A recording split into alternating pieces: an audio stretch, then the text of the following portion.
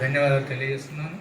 ముఖ్యంగా ఇక్కడ వచ్చినటువంటి పెద్దలు, మరి క్రైస్తవ మత పెద్దలకి, మరి నాయకులకి ప్రత్యేకమైనటువంటి ధన్యవాదాలు. సింగమట్టి ఇక్కడ పులిలా కనపడుతుండు, మరి ఆయనకు ప్రత్యేకమైనటువంటి ధన్యవాదాలు తెలియజేస్తా ఉన్నాను. మిత్రుడు అక్కడ మా పార్టీ యొక్క మరి వైస్ ప్రెసిడెంట్ రవికిషోర్ గారు ఉన్నారు. ఆయన ఒరాకిల్ డైరెక్టర్గా చేసి రిజైన్ చేశారు. మరి ఆయన కొంత అనుభవం ఉంటుంది. మరి ఆయనతో కూడా మీరు అడ్వైజ్ తీసుకుంటే కొన్ని విషయాలు తెలుస్తాయి. మరి అట్లాగే మనం ఇక్కడ భయపడాల్సింది అని మరి మత్తయ్య సారు చెప్పారు. ఇక్కడ భయం అనేది ఎక్కడ లేదు, క్రైస్తవులకు భయం ఎప్పుడు ఉండదు.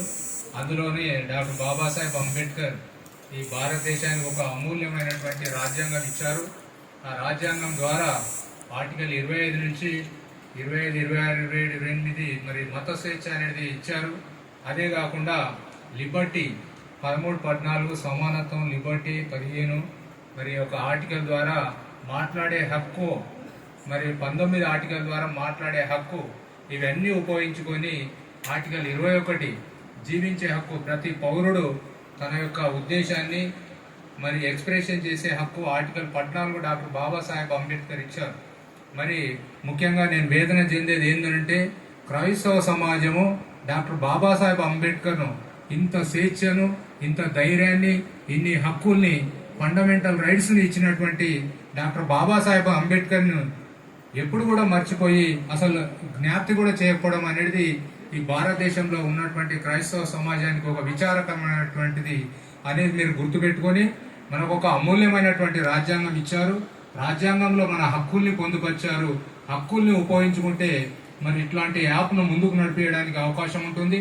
యాప్ ద్వారా మనం అనేక ఈవెంట్స్ చేసుకున్నప్పుడు మరి రాజ్యాంగంలో కొన్ని మనకు హక్కులు, సర్వ హక్కులు అనేటటువంటివి ఉన్నాయని తెలుసుకొని ఏమన్నా లొసుగులు ఉన్నా, మనకి ఎవరైనా ఇబ్బంది పెట్టినా, మరి సమాజం నుంచి, మరి మాఫియా నుంచి కానీ, మరి అన్సోషల్ ఎలిమెంట్స్ ద్వారా మరి మనకి ఏదన్నా మరి థ్రెటన్స్ ఉంటే మనం పోలీస్ సహాయం కానీ, ప్రభుత్వ సహాయం కానీ తీసుకొని మనం ముందుకెళ్లాల్సినటువంటి అవకాశం ఉంటుంది.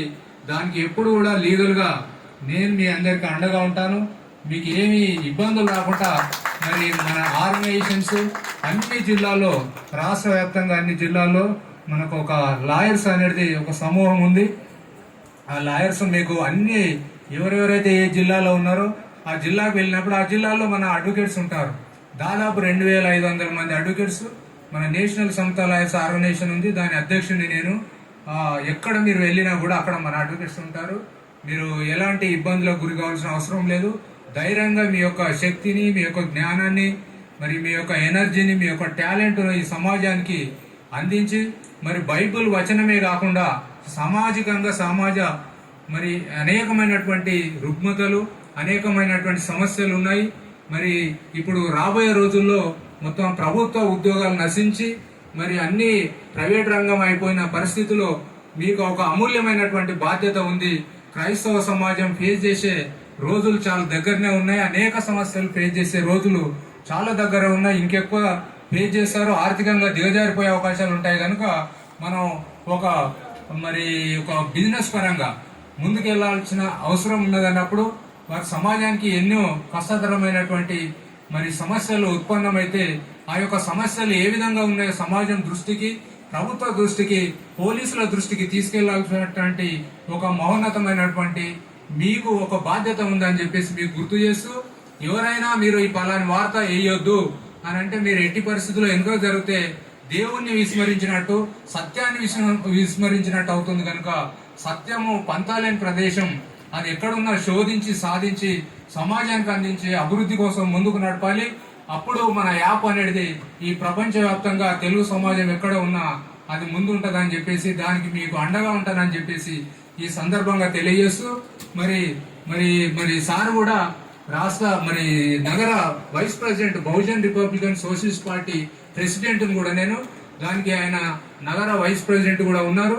మీకు ఏ సమస్యలు వచ్చినా నేను మీకు అండగా ఉంటానని తెలియజేస్తూ అవకాశం ఇచ్చిన మరి చిన్న కూడా ధన్యవాదాలు తెలియజేస్తూ ముగిస్తున్నా. Thank you very much. గొప్ప వ్యక్తులు, మరి లాయర్, ఒక లీగల్ గా అన్ని విషయాల్లో మనకు అండగా ఉంటానని మరి ప్రామిస్ చేసిన మరి గొప్ప వారిని బట్టి ఒకసారి గట్టిగా చెప్పలు కొడుతూ వారిని అభినందిస్తాము. చివరిగా ఒక 2 minutes గ్రీటింగ్స్ మన మధ్యలో లాయర్ గారు ఉన్నారు.